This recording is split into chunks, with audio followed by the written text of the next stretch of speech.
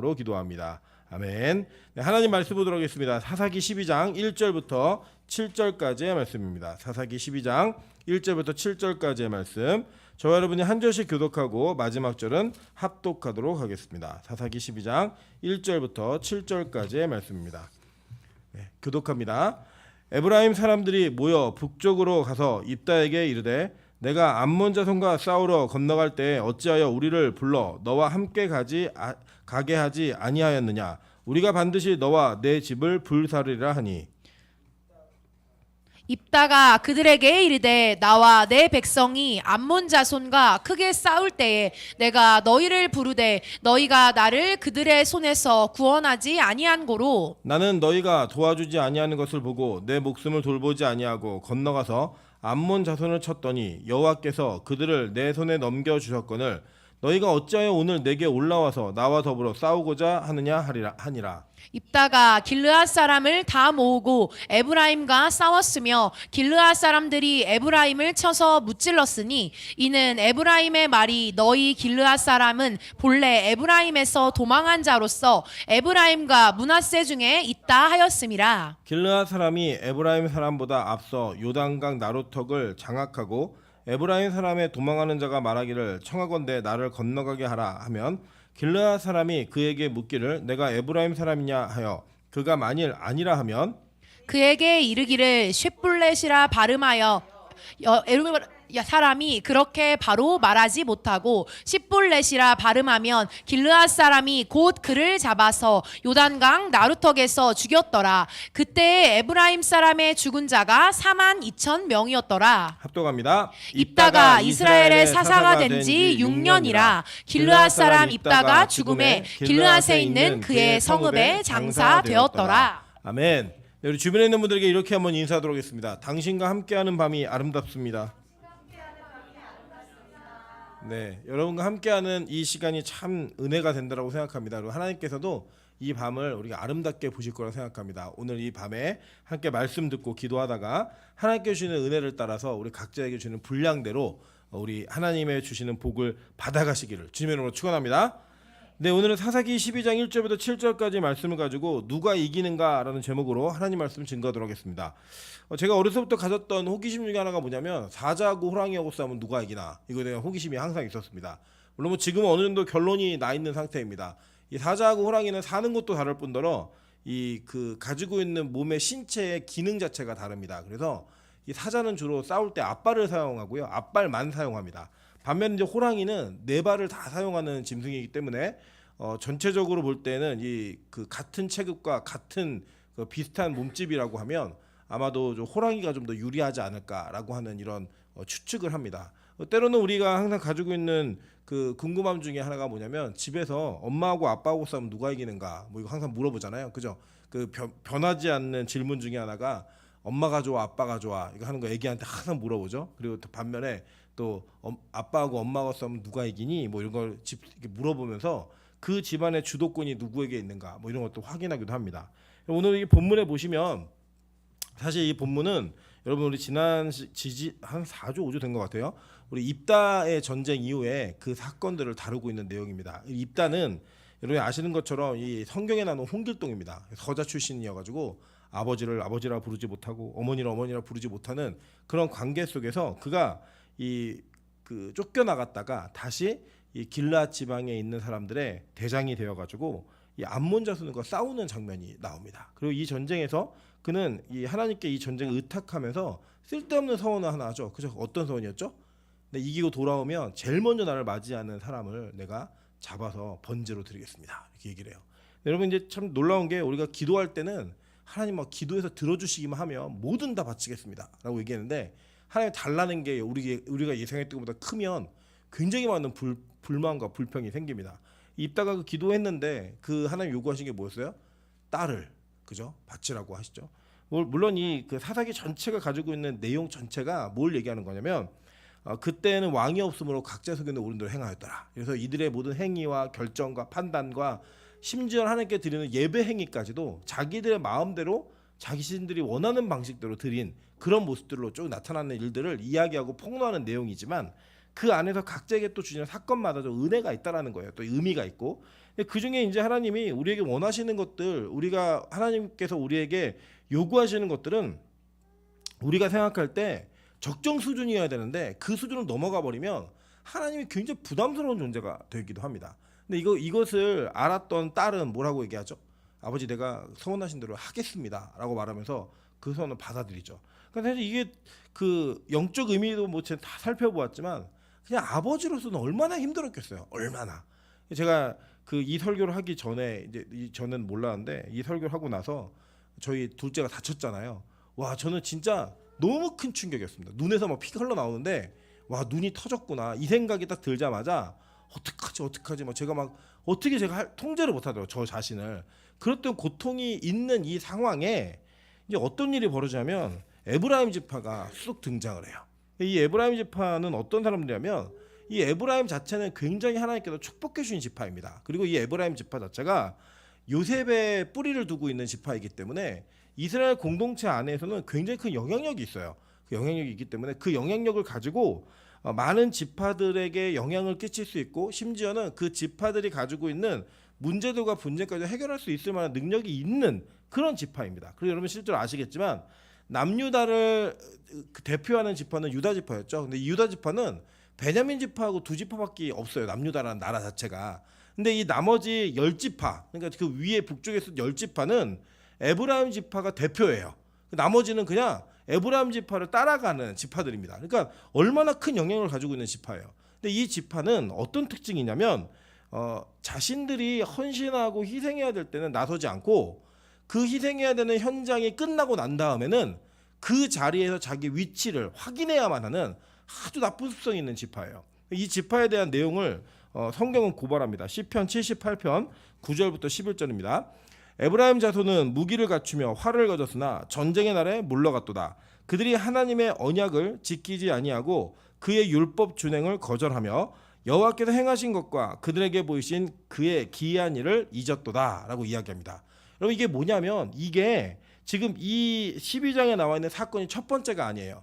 이게 두 번째입니다. 두 번째. 첫 번째 사건 볼까요? 사사기 8장 1절과 2절 한번 보겠습니다.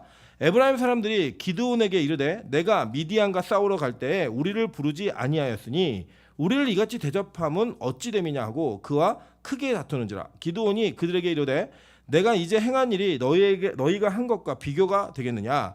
에브라임의 끝물 포도가 아비에셀의 만물 포도보다 낫지 아니하냐라고 이야기했어요. 자 이게 언제냐면 기드온이 전쟁을 했을 때 전쟁이 끝나고 나니까 에브라임 사람이 와가지고 너 왜 우리한테 안 알리고 전쟁했어? 우리가 알렸으면 도와줬을 텐데 왜 우리를 부르지 않았니? 너 이럴 수 있어? 그러면서 이제 다투기 시작한 거예요. 그랬더니 이제 이 기드온 자체는 여러분 다 아시겠지만 열등감이 굉장히 많은 사람이었고 그리고 이제 이 에브라임 지파 그 므낫세 지파는 형제 지파예요. 형제 지파인데 이 형제 지파에 대해 원래 우선권은 장자는 므낫세였잖아요.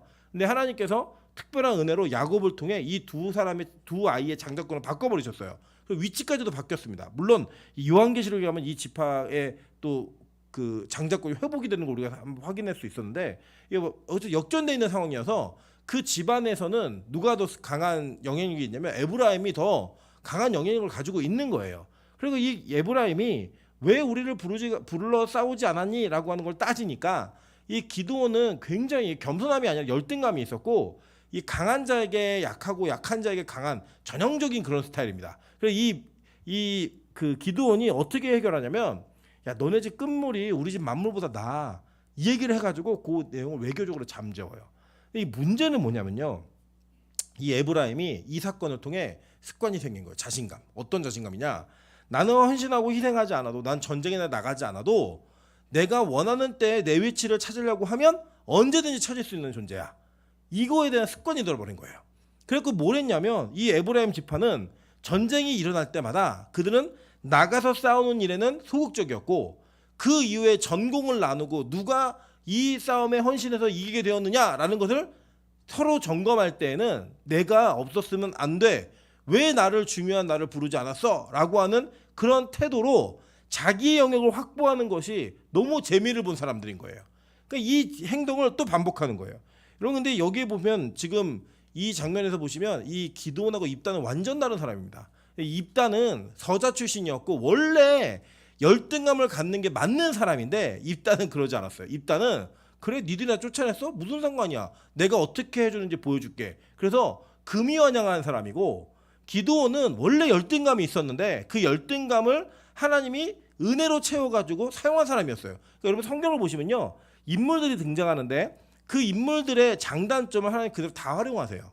그리고 여러분 우리가 가지고 있는 인간적인 성격, 뭐 어떤 기질 이런 거 다 있잖아요. 그게요, 뭐 어떤 기질은 좋은 기질, 어떤 기질 나쁜 기질 그런 거 없습니다.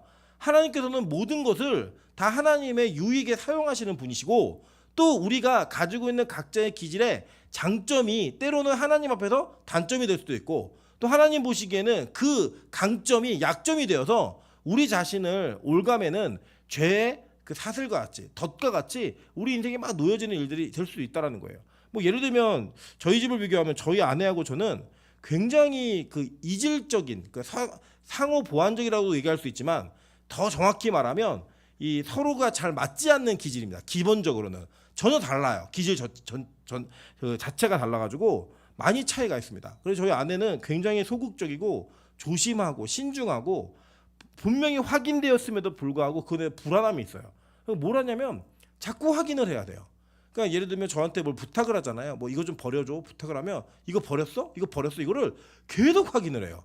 근데 저는 어떤 기질이냐면 한 번 말하면 그냥 거기서 그만하면 좋겠어요. 그냥 딱 말하고 나면 그만했으면 좋겠고, 저는 뭐 신중하고 소극적이 이런 거보다 뭐 오늘 못하면 내일 하지 뭐, 그리고 그냥 아이 뭘 그럼 고민해 해보고 한번 해보면 돼, 뭐 안 되면 안 하면 되지, 되면 좋은 거지, 이런 기질이에요. 그러다 보니까 저희 아내하고 저하고 이게 다투는 일 중에 하나가 뭐냐면, 저희 아내가 무언가를 반복적으로 확인할 때, 와 제가 한 4번까지는 참겠는데 5번째 되면 막 부하가 치밀어 오르는 거예요.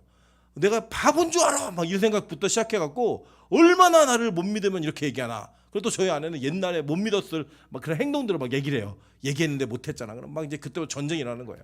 이 기질이 달라요. 정말 다른데 뭐가 좋은 기질이나 나쁜 기질이나 이렇게 말할 수 없어요. 제가 볼 때는요, 어쩌면 하나님이 믿음의 헌신을 요구하실 때는 저 같은 기질이 유익이 될 수 있어요. 그런데 저는 범죄를 저지를 때도 자신감이 있어요. 무슨 말인지 이해되세요? 이게 정말 좋은 기질처럼 보이지만 때로는 그것 자체가 가지고 있는 성질 자체가 그게 약점이 될 수 있다는 거예요. 반면에 저희 아내는 하나님의 인도하심을 철저히 확인하고 한 발 한 발 갈 수 있는 신중함과, 우리 그 실수하지 않는 소극적이지만 신중함이 있겠죠. 반면에 하나님께서 강력한 헌신을 요구할 때에도 자기 선을 넘지 못하는 소극적인 태도와 마음이 있을 수 있는 거예요. 그러니까 어떤 기질이 좋다 나쁘다 이렇게 말할 수 없어요. 우리 모두는 각자 다 자기가 가지고 있는 기질대로 사용을 받는 겁니다. 근데 중요한 건 그 단점이 드러날 때는 그 단점이 너무 극명하게 드러나기 때문에 자신을 관리하고 체크하는 일은 필요하다는 거예요. 근데 이 입다는 어떤 사람이었냐면, 굉장히 자신감이 있고, 뭐 황무지에 던져놔도 나 거기 살아남을 수 있어, 까불지 마, 이런 어떤 그 자신감과 이 그 도도함이 있는 사람이거든요. 그래갖고 와서 도와달라고 부탁하는데도 니들 나 왕 안 삼을 거면 오지 마, 그 뭐 왕 삼다니까 약속해, 그럼 이런 거 확인해 갖고 도와주고 막 이런 사람이에요. 그런데 이 사람한테 지금 딸을 잃은, 그 사람이 딸을 잃었어요. 얼마나 슬프겠어요. 근데 여기 와갖고 이 에브라임이 부활을 지르는 거예요. 야 왜 나 안 불렀어? 그러면서 어떻게까지 얘기했냐면, 내가 너와 너희 집을 불살라 버리겠어 얘기한 거예요. 여러분 이게 그냥 글로 써 있으니까 그냥 그렇지만, 누가 여러분한테 협박을 그렇게 한번 한다고 생각해 보세요. 나 싸우는데 안 불렀어? 교회 봉사하는데 안 불렀어? 이거 밥하는데 왜 나를 안 불러? 내가 너하고 너네 집 불살라 버릴 거야, 이렇게 얘기하면 이렇게 가만히 계시겠어요? 와, 이 입다가요, 그래? 붙어 그래갖고요, 길앗 사람 모아가지고 붙어가지고요 다 죽여버리는데, 이 에브라임이 깜짝 놀란 거예요. 왜냐? 이들은 어떤 습성이 있었냐? 자기들이 그냥 말만 하면, 내가 꼬장만 부리면 나는 언제든지 내 자리를 확보할 수 있어 라고 하는 자신감이 있었기 때문에 진짜 싸울 줄 몰랐어요, 이 사람들은. 근데 입다는, 그래? 내가 본때를 보여주마. 그래갖고 다 죽이는 거예요. 그래갖고 얘네가 막 급하게 도망가는데, 요단강을 건널 나루터에 가가지고 거기를 건너는 데까지 이미 입다의 군대들이 다 점령한 거예요. 그리고 내용이 뭐냐면, 야 너 10볼렛 해봐. 그래서 그거를 10볼렛 해야 되는데 10볼렛 이렇게 얘기하면 죽인 거예요. 이게 무슨 차이냐? 경상도에 계신 분들이, 이렇게 우리 교회는 없지만 경상도 분들이 부엌을 맡으면요 굉장히 심각한 일이 벌어집니다. 예. 살 팔았어? 뭐 얘기해요. 그죠? 뭔지 아세요?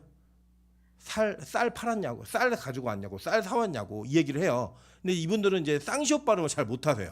예, 사오지 마 뭐 이렇게 얘기하고, 그 승리 이것도 잘 못해요. 성리할 때 성 뭐 이래요. 예. 승리도 잘 못하고 발음을. 그러니까 어떤 지역을 비하는 게 아니라 우리 그 방언 중에 우리나라가 갖고 있는 방언 중에 그쪽 지방분들이 쌍시오 못하잖아요. 이제 그런 것들을 이제 여기서 얘기하는 거예요. 그래서 너 쌀 해봐. 근데 살 그러면 죽이는 거예요. 죽이고 뭐 살 해봐. 근데 쌀 하면 안 죽이고 이게 그게 사는 거예요. 이렇게 이런 내용들이 기록돼 있는 거예요. 근데 저는 이 말씀이 우리에게 주고 있는 분명한 시사점이 있다고 생각합니다. 먼저는 교회 가운데 우리 에브라임과 같은 마음이 우리 안에 있을 수 있다라는 거예요. 우리가 무언가 하나님 앞에 헌신하고 희생하고 원하시는 그 자리까지 나아가는 데 있어서는 그 사실 희생 자체가 즐거운 사람은 없어요. 해야 될 것 같으니까 책임감과 의무감 때문에 하기도 하고 또 나에게 맡겨진 책임을 내가 소홀히 했을 때 올 수 있는 그 뒤에 여파들을 생각하면 내가 이것을 열심히 해야겠다라고 하는 그런 마음에서도 헌신할 수 있고요. 또 때로는 기쁠 때도 있지만 때로는 체면이나 때로는 자기가 가지고 있는 어려움 때문에 나올 때도 있어요. 그런데 분명한 건 뭐냐면 하나님은 어떠한 방식이든 간에 우리를 하나님의 원하시는 헌신으로 이끄신다라는 거예요. 근데 문제는 그 자리를 거절한 사람들이 그 자리에 헌신했던 사람들과 자기 자신의 열매가 비춰지게 될 때 그 열매 속에서 자신이 소외받는 것 자체를 굉장히 우리는 두려워합니다. 사람들에게 어떤 심리가 있는 것 같냐면 저는 대중심리가 굉장히 큰 무서움이 있다고 생각해요. 누군가가 어떤 위치까지 가면 자기도 거기까지 가지 않으면 안 될 것 같다라고 하는 불안감이 생기는 거예요. 여러분 그 우리 고등부 청소년들 아이들에게 노스페이스라고 하는 그 바람막이 잠바가 거의 그냥 학교 교복처럼 입혀지는 거 아시죠? 그 왜 그럴까요? 저는 이 군중심리 그 부모들이 갖고 있는 그 심리가 아이들에게 그대로 전달됐다고 봐요. 이게 어떤 거냐면 어떤 애가 하나 입기 시작한 거예요. 그냥. 여러분 실제로 노스페이스는 그 원래 미국에서 그렇게 유명한 브랜드가 아닙니다. 근데 어느 하나가 입기 시작하니까 괜찮아 보인 거예요. 그게. 그러니까 얘도 있고 쟤도 있고 쟤도 있다 보니까 나도 입어야지라고 하는 마음. 거기서 그 노스페이스를 입지 못하면 웨스트페이스를 입으면 되게 창피한 거예요. 안 되는 거예요. 그거는. 그 수준까지 가야만 되는 거예요. 그러니까 그 수준에 못 이르게 되면 못 이른 사람들이 하는 행동이 뭔지 아세요? 그걸 뺏는 거예요. 그렇고 여러분 한동안 청소년들 사이에 학교 폭력에 수반되어지는 필수적 행동이 잠바 뺏는 거였어요. 옷 뺏는 거. 나 빌려줘. 나 며칠만 입을게. 그럼 뺏기고 막 그랬다고요. 그런 일들 왜 일어나느냐? 인간이 가지고 있는 군중심리 때문에 일어나는 것 같아요. 근데 우리가 교회 안에서 그런 일이 있을 수 있다는 거예요. 어떤 심리냐면 나는 헌신하지 않았는데 헌신한 것을 통해 누리는 그걸 못 보는 거예요.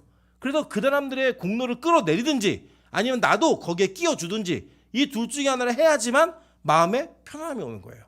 그래서 어떤 일이 있냐면 나 없는데 했어? 나 없이 의사결정을 해? 나 없이 이런 일이 결정이 돼? 나 없이 교회가 돌아가? 못 참는 거예요.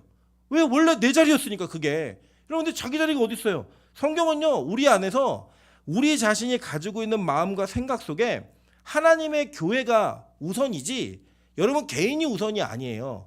성경은 하나님의 교회가 얼마나 소중한지를 이야기합니다. 그래서 여러분 왜 이렇게 가정을 깨는 거, 뭐 가정 사이에 일어나는 불륜의 문제를 성경이 철저하게 다루냐면 그리스도와 교회와의 관계가 깨지는 것을 하나님 너무나 싫어하시기 때문에 교회가 가지고 있는 사명을 잃어버리면 하나님은 그것을 참지 않고 견디지 않으시는 거예요. 여러분 그런 것처럼 우리가 그런 마음으로 가지고 있으면 능력이 있는데 헌신하지 않았다가 헌신할 때가 되면 그것 가지고 다 피해서 도망갔다가 결과물을 누릴 때 이런 일들이 벌어지는 데 비일비재합니다. 제가 대표적으로 한국교회 어떤 일이 있냐면 제가 있던 교회가 뭘 했냐면 이사를 가면서 건축을 했어요. 이사하면서 건축을 했는데 이사한다고 하고 건축한다는 얘기 하니까요. 놀라운 현상이 벌어지더라고요. 무슨 현상이 벌어졌냐면 돈 있는 분들이 교회를 떠나요. 네, 돈 있는 분들이 교회를 떠나는 거예요. 왜냐? 부담스러운 거예요. 교회가 땅을 사야 되고 뭐 건축을 해야 되고 돈을 다 떠나요. 다 떠날 때 저는 아직도 잊혀지지 않는 게 뭐냐면 담임 목사님이 그때 교육자회라서 이런 얘기를 하셨어요. 뭐 누구도 떠났고 누구 떠났고 이런 보고가 막 들어가니까 씩 웃으면서 뭐라고 계셨냐면 잘 봐. 이제 이 사람들 교회 다지면 다시 돌아온다? 이렇게 얘기했어요. 그래서 저는 놀라운 걸 봤습니다. 진짜 돌아오더라고요. 교회 다 짓고 나니까 정말 돌아오더라고요. 왜냐? 자신들이 누렸던 그 교회 안에서의 위치를 못 버리는 거예요.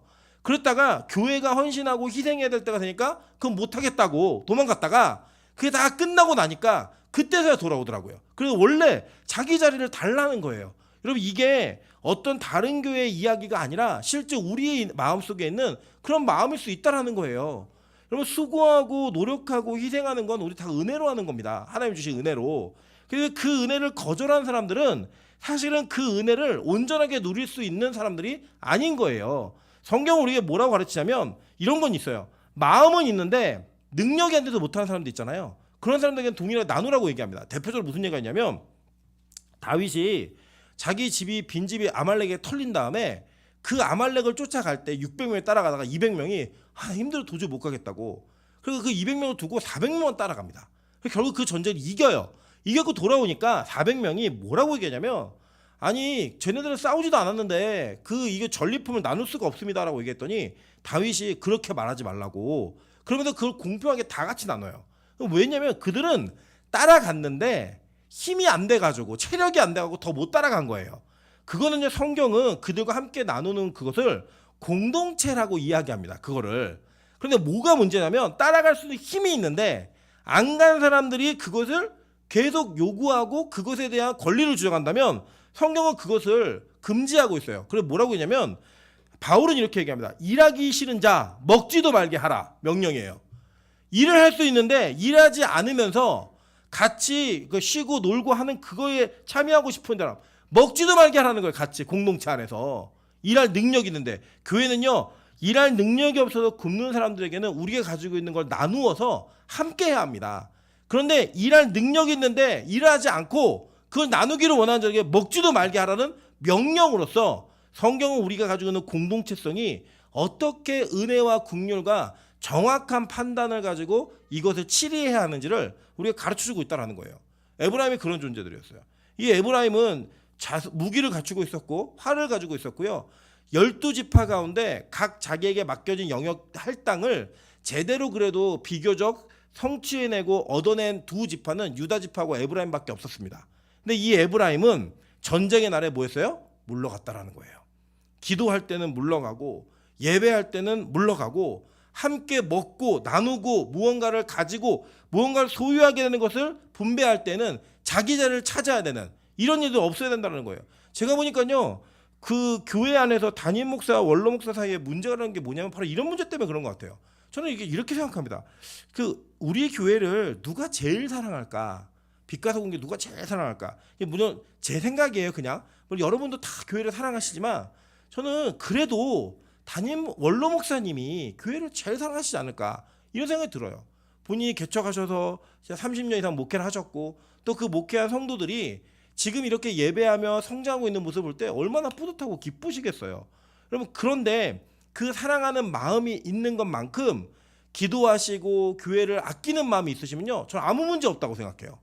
아무 문제 없어요. 왜냐하면 사랑하고 아끼기 때문에 무언가 교회에게 유익이 있고 교회가 제대로 돌아가는 모습에 자신이 가지고 있는 욕심과 자신이 가지고 있는 권리를 내려놓을 수 있기 때문에 사랑하니까 그래서 그게 가능해요.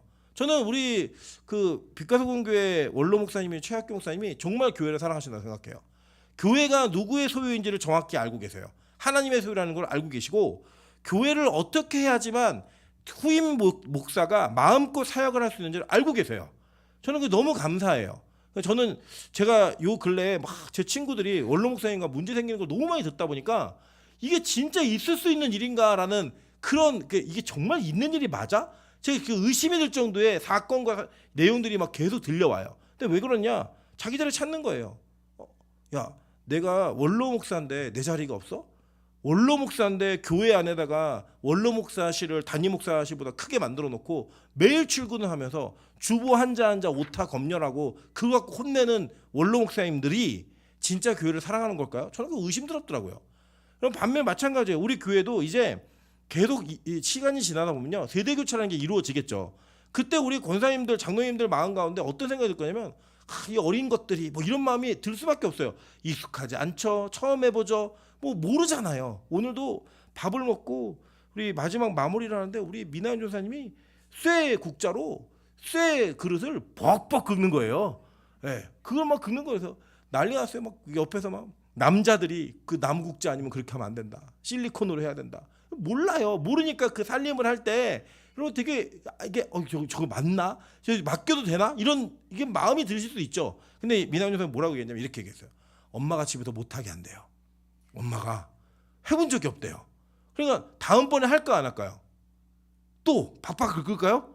그러면 바보죠. 그러면 이제 배웠으니까 그 다음에 안 긁겠죠. 그리고 뭔가 참아주고 유예해주고 기다려주면서 하나님께서 주시는 이 모든 과정들이 후대로 이어지는 것들에 우리가 시간과 인내를 가져야 되는 그런 모습이 있어야만 이 일들이 벌어지지 않는 거예요. 근데 이 에브라임은 내가 누군지 알아? 이거 하는 거야 맨날. 너 나 누군지 알아? 한국 사회 참 이상해요. 교통사고가 나도 내가 누군지 아냐? 뭘 알아요? 사고 나서 당신이 잘못했으면 가해자고 나는 피해자고 이 관계만 있을 뿐이지 너 나이가 무슨 상관이 있어요? 운전하는데. 이상해요 이 사회는. 근데 이 가지고 있는 이런 생각들이 에브라임 지파와 똑같은 이야기였다, 이 사건이었다고 성경 우리에게 얘기하는 거예요. 그래서 빌립보 교회도요 이런 문제가 있었어요. 바울이 빌립보 교회에 이렇게 권유합니다. 빌립보서 2장 1절부터 4절입니다. 그러므로 그리스도 안에 무슨 권면이나 사랑의 무슨 위로나 성령의 무슨 교제나 긍휼이나 자비가 있거든 마음을 같이하여 같은 사랑을 가지고 뜻을 합하여 한 마음을 품어 아무 일이든지 다툼이나 허영으로 하지 말고 오직 겸손한 마음으로 각각 자기보다 남을 낮게 여기고 각각 자기 일을 돌볼 뿐더러 또한 각각 다른 사람들의 일을 돌보아 나의 기쁨을 충만하게 하라라고 이야기합니다. 여기도 보니까요, 이 그 빌립보 교회에 뭔가 문제가 있었던 것 같아요. 그 문제가 어떤 문제가 있어서 그 문제 때문에 분쟁과 다툼이 있었던 것 같아요. 그래서 바울이 뭐라고 권면하냐면 너희들 제발 그게 다투지 말고 겸손한 마음을 가져라. 그 겸손한 마음을 가지고 자기보다 남을 낮게 여기라는 거예요. 낮게가 아니고 낮게 여기라는 거예요. 좋게. 예. 근데 우리는 어떻게 여기죠? 나보다 낮게 여기잖아요. 니들이 뭘 알아? 뭐 네가 어떻게 알아? 내가 누군지 알아? 이게 항상 마음에 깔려 있는 거예요. 상대를 향한 우위를 점령해야지만 우리는 안심이 돼요. 무언가 인간이 되게 악해요. 진짜로 악해요. 이 교육자들도 같이 이렇게 만나면요, 목사들 사이에서도 몇 명 교회를 담임하고 있는지, 누가 먼저 담임 목사가 됐는지 이걸 가지고요 첨예한 이 미묘한 긴장감이 있고요. 그래서 꼴 보기도 싫어요. 진짜 그런 거.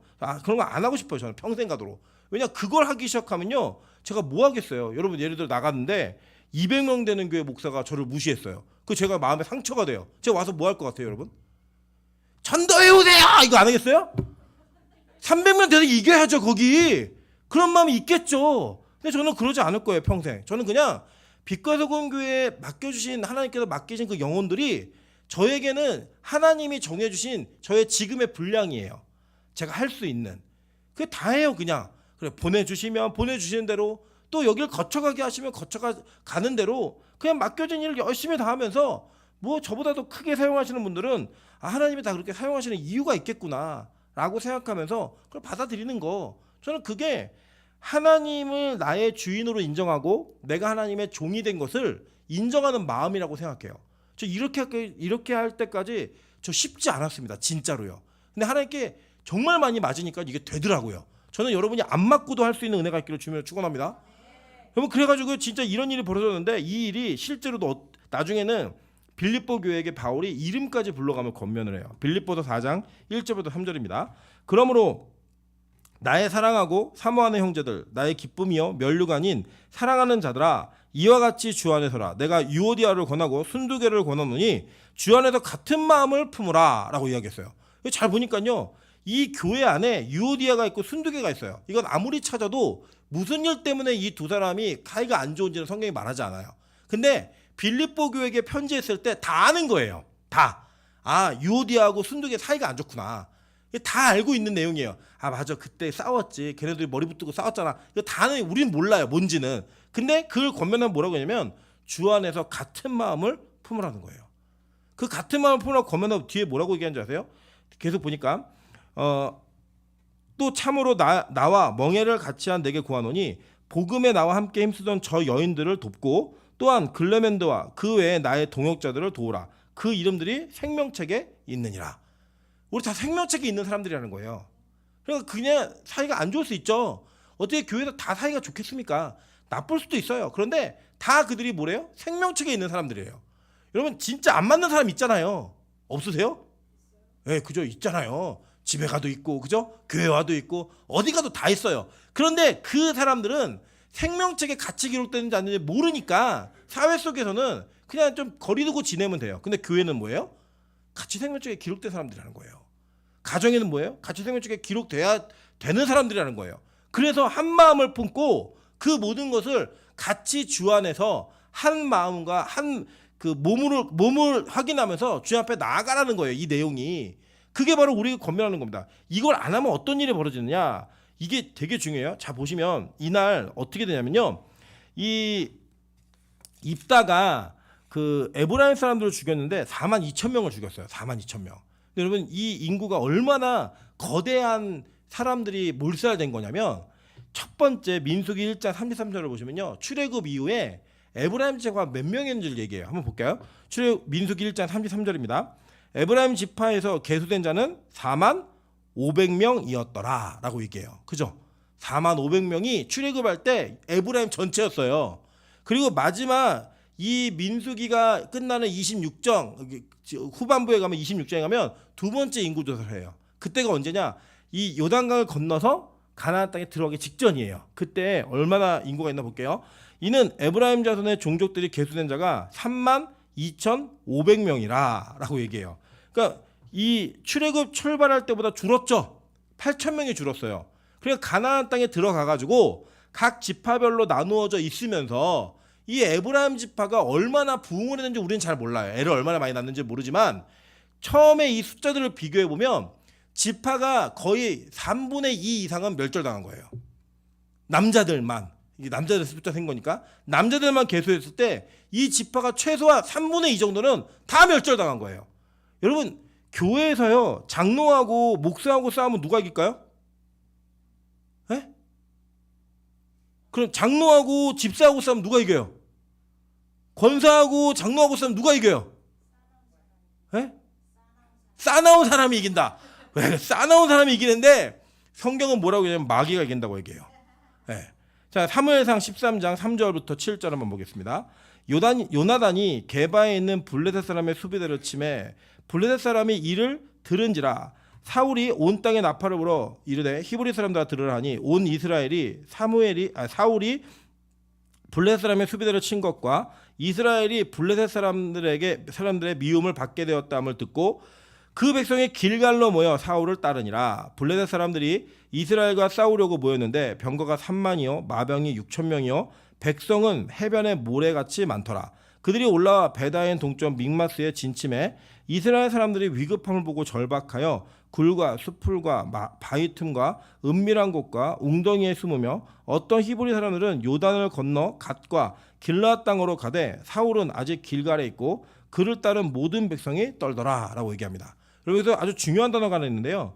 요나단이 게바에 있는 블레셋 사람의 수비대를 쳤다라고 얘기하죠.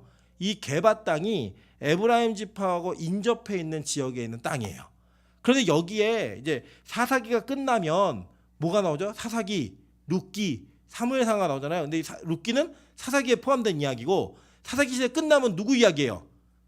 사울과 다윗의 얘기가 나오는 거예요. 근데 그 시대에 어떤 일이 있냐면 이 이스라엘 전체 중부 지역에 가장 좋은 지역에 바로 옆에 있었던 에브라임 지파 땅을 이 사람들이 몰살당하고 나니까 거기 누가 들어와 앉아 있어요? 블레셋이 들어와서 앉아 있는 거예요. 블레셋 수비대는 뭐예요? 여러분, 공격하고 수비가 뭔지 아시죠? 내 걸 지키는 건 뭐예요? 수비. 남의 걸 뺏는 건 공격이잖아요. 그럼 블레셋 수비대. 그러면 이 지금 이 게바는 누구 땅이에요? 에? 게바에 있는 블레셋 사람의 수비대. 그리고 게바 누구 땅이냐고요, 지금? 블레셋 땅이잖아요. 블레셋 땅. 왜 이런 일이 벌어졌겠어요? 이때 이 전쟁, 즉 입다와 에브라임의 전쟁을 통해 에브라임의 군대가 박살난 거예요. 박살나고 나니까 그 땅을 누가 쑥 들어온 거예요? 블레셋이 쑥 들어왔고 이거 내 땅이야 차지하고 있는 거예요. 이거를 뺏으려고 이 전쟁을 지금 하는 장면이 나오는 거예요.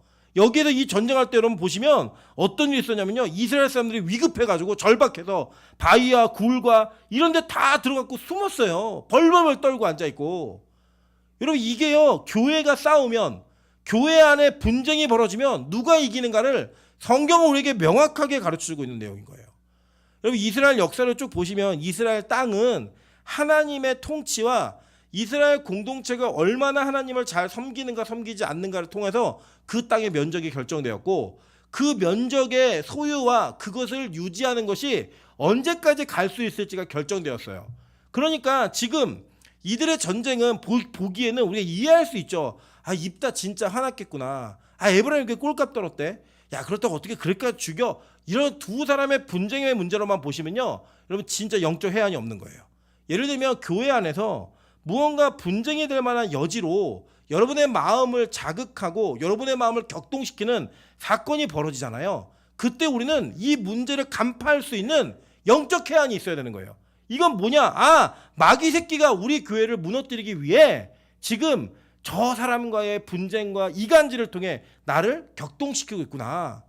이거를 간파해내면 그 마귀의 전략을 막아낼 수 있다라는 거예요. 예를 들어 아무 이유 없이 부부지간에 문제가 생길 수 있잖아요. 짜증이 나고 힘이 들고 얼굴만 봐도 막 화가 치밀어 오르고 이럴 수 있잖아요. 근데 그 이면에 하나님께서 어떠한 복과 우리 가정의 비밀을 숨겨놓으셨나를 비밀을 생각을 하면, 아, 마귀가 우리 가정을 공격하고 있구나 라고 하면 기도하는 사람이 그 과정을 참아낼 수 있는 거예요. 하나님의 뜻을 정확히 알 수 있는 사람이 그것을 참아낼 수 있는 거라고요. 여러분, 저는요, 우리 빛과서 공교회가 이런 영적 사건의 명수가 될 수 있는 영적 해안이 있는 성도 되시기를 주님으로 축원합니다.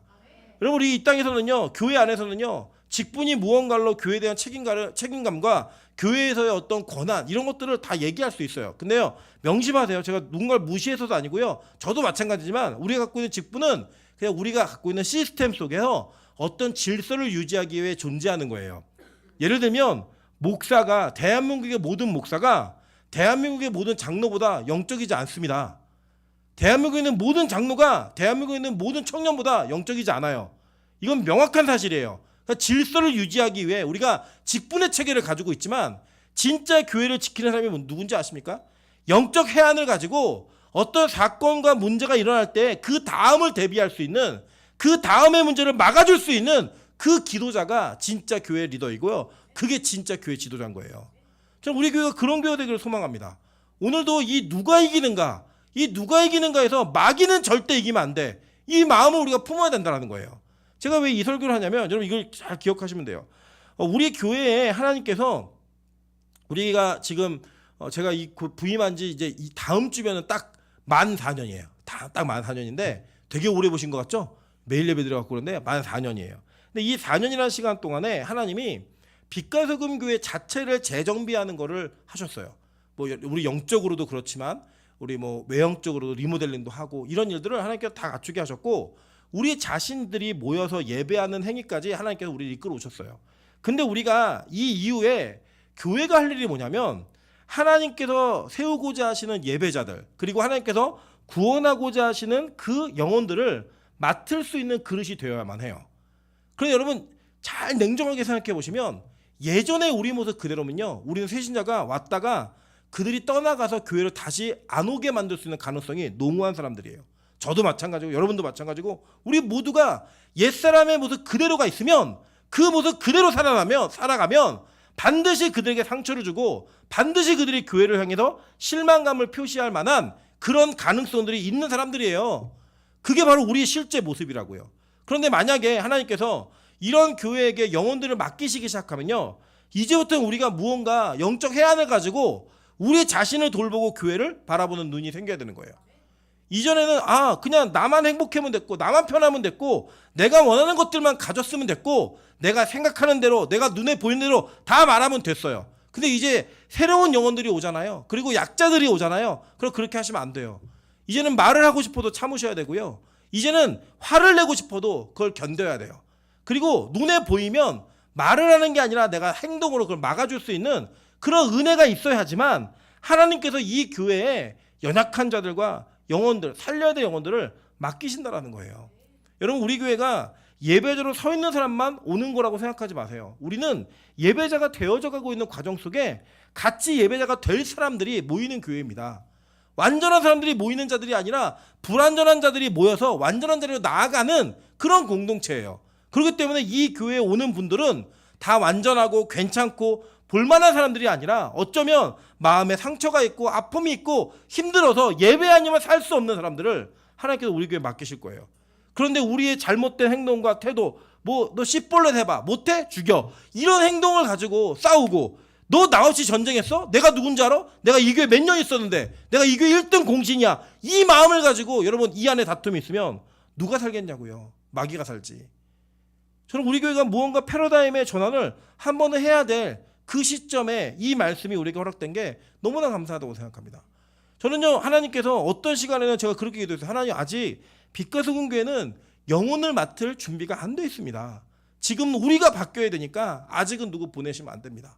그런 와중에서도 하나님의 은혜 가운데 새로운 영혼들을 맡기시기도 하고 우리 안에 우리 자신의 변화를 보이기도 하셨어요. 그래서 저는 이제 뭘 확신하냐면 하나님께서 2023년도에 새로운 영혼들을 우리에게 맡기실 것 같아요.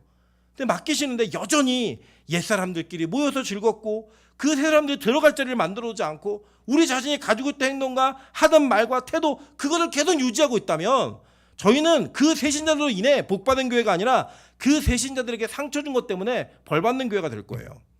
저는 여러분 그거 되게 분명한 사건이라고 생각합니다. 교회 공동체는요, 우리만을 위해 존재하지 않아요. 우리 사도행전 보셨잖아요. 자기들끼리 모여가지고 먹느니 안 먹느니, 누군 주느니 안 주니 싸우니까 하나님 어떻게 하셨어요?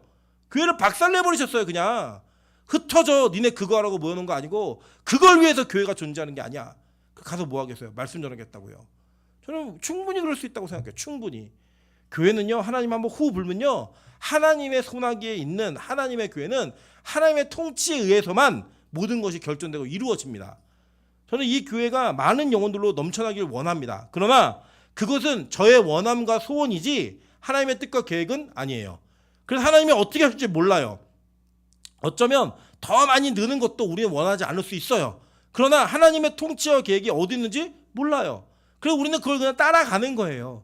그 따라가는 과정 속에 하나님이 우리를 통해 뭘 하시길 원하시는가, 그걸 볼 수 있으면 거기에 장애가 되어주는 모든 것들을 해결하며 가지치기를 하는 게 진짜 성도라고요.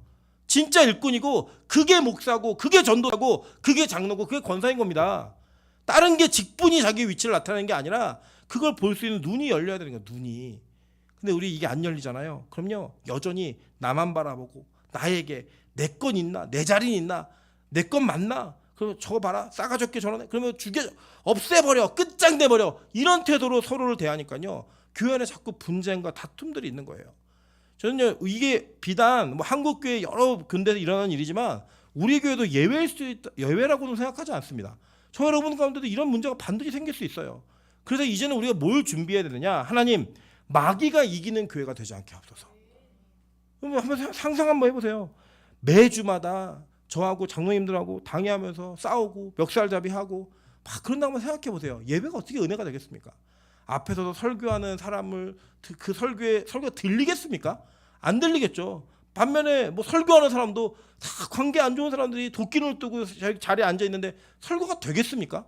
안 되겠죠. 교회가요, 놀라운 사실은요, 은혜가 충만하면 문제될 것도 다 넘어가요.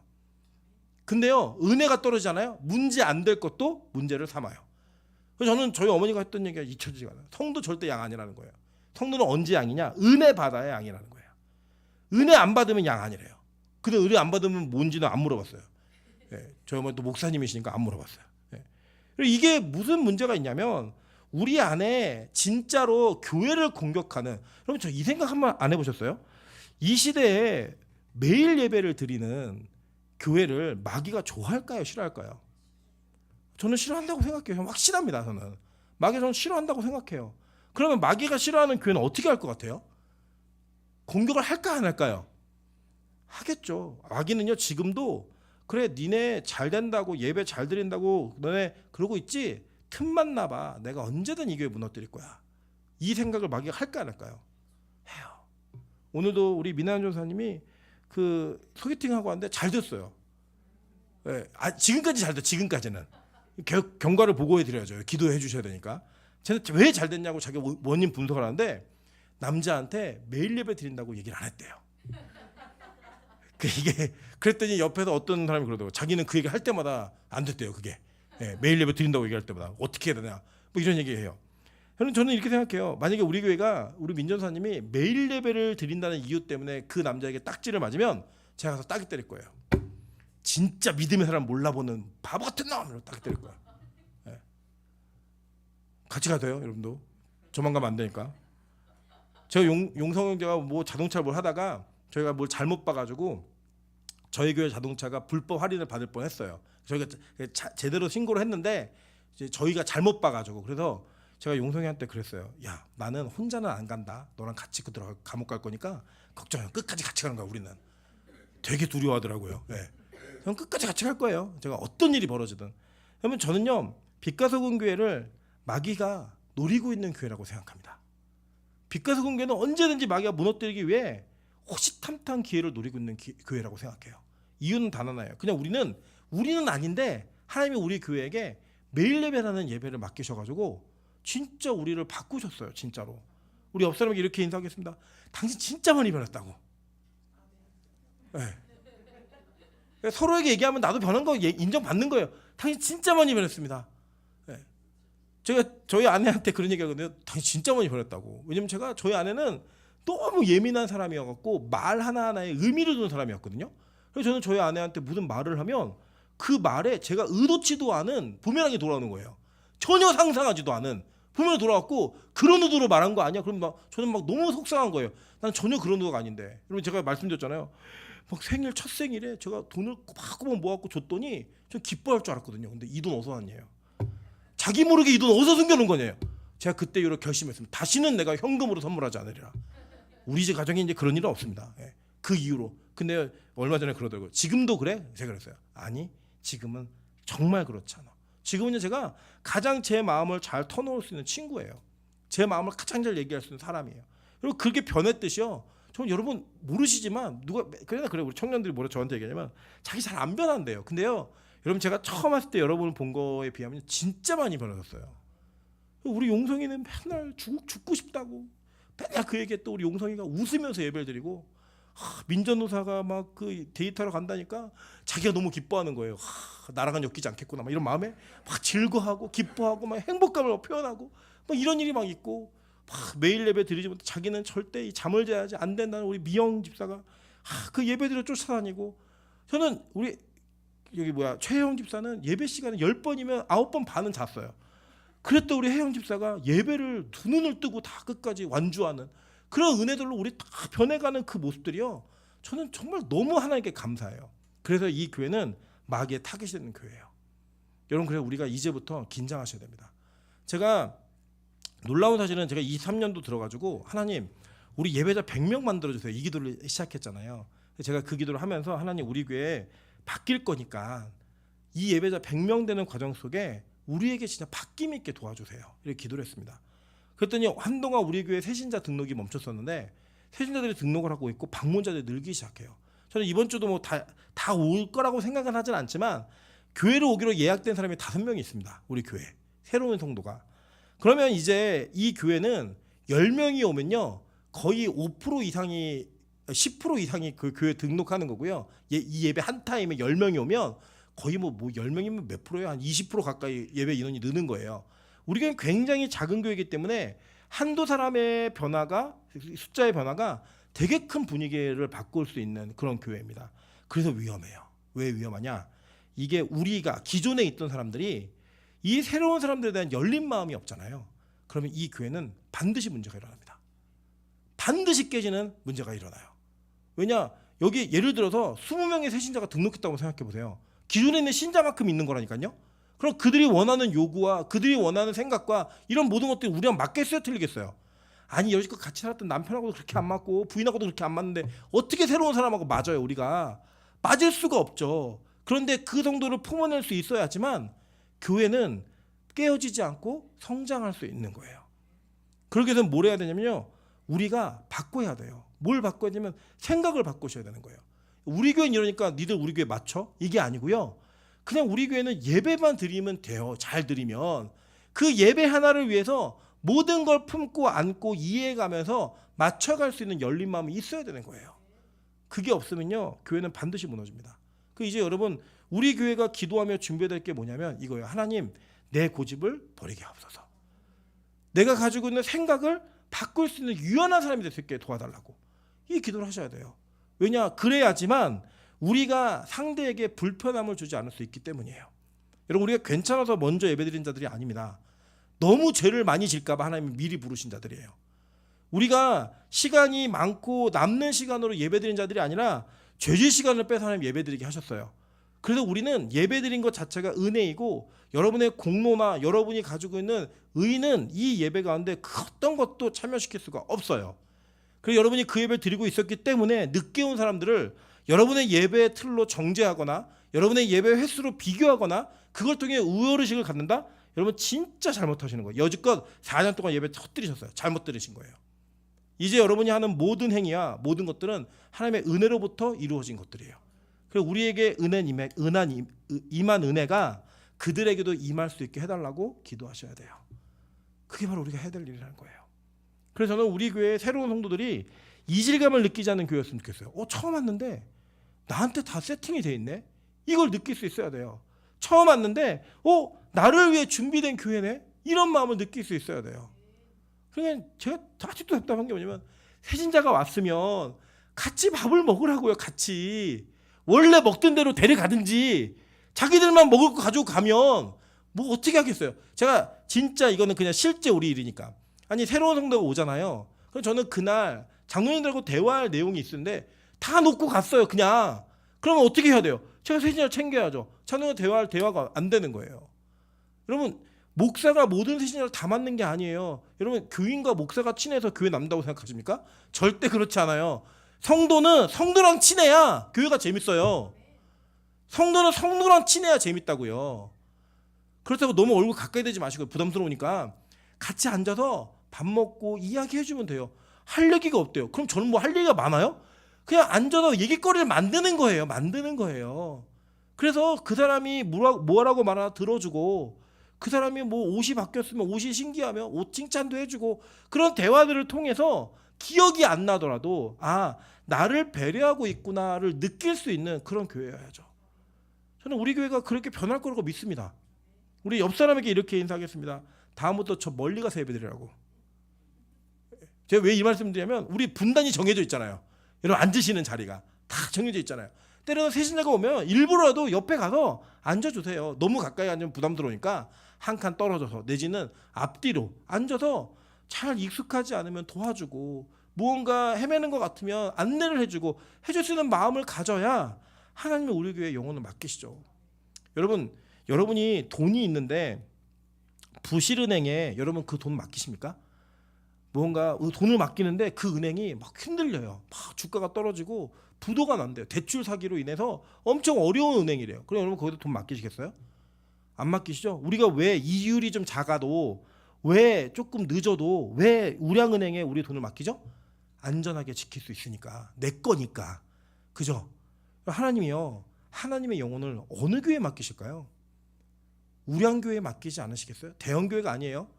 이 영혼을 맡겼을 때 이 영혼을 정말로 생명처럼 관리해 줄 수 있는 이 영혼을 위해 생명처럼 기도해 줄 수 있는 그런 교회 영혼 맡기지 않으시겠어요? 부실하고 맨날 다투고 싸워서 마귀가 통치하고 있는 교회, 마귀가 지배권을 가지고 있는 교회에 영혼을 맡기시겠습니까? 저는 그런 일 없다고 생각해요. 여러분 이제 우리는 이 오늘 사건을 통해서 누가 잘못했네, 누가 잘했네 이걸 보시면 안 돼요. 뭘 봐야 되느냐? 하나님 우리 교회가 마귀가 이기는 교회가 되지 않게 도와주십시오. 그리고 내가 그 도구로 사용받지 않게 도와주십시오. 이걸 기도하셔야 돼요. 그래 하나님이 우리에게 하나님이 준비한 계획들을 이 교회를 통해 이루어 가실 겁니다. 그걸 이루어 가실 때 꼭 그 은혜의 통로로 사용받는 저 여러분 되시기를 주님의 이름으로 축원합니다. 이제 같이 한번 기도하며 나아가도록 하겠습니다. 우리 찬양하며 기도할 텐데 우리 마귀들과 싸울지라 죄악보는 형제요. 이 찬양하는데 이게 여러분 너무 지극히 당연한 문장인데 당연한 가사인데 이게 생경할 때가 있는 거예요. 왜냐? 우리는 하도 성도들이랑 싸워가지고 이 마귀들과 싸울지라가 아니라 목사하고 싸울지라 장로하고 싸울지라 이렇게 불렀던 그랬잖아요. 찬양하면서 마귀들과 할 때 그 상상했던 존재가 누구세요? 여러분 우리는 어쩌면 마귀라는 포장지를 여러 사람에게 막 뒤집어 씌워가지고 그 사람을 마귀화시켜서 내가 마치 의의 군사인 것처럼 생각했지만 어쩌면 우리가 그렇게 마귀에게 사용받은 시간이 너무 많은 거예요. 이제 진짜 마귀하고 싸웠으면 좋겠습니다. 하나님 우리 교회가 우리 성도가 내가 마귀와 싸울 수 있는 성도들께 도와달라고 우리 찬양으로 기도하며 나가도록 하겠습니다.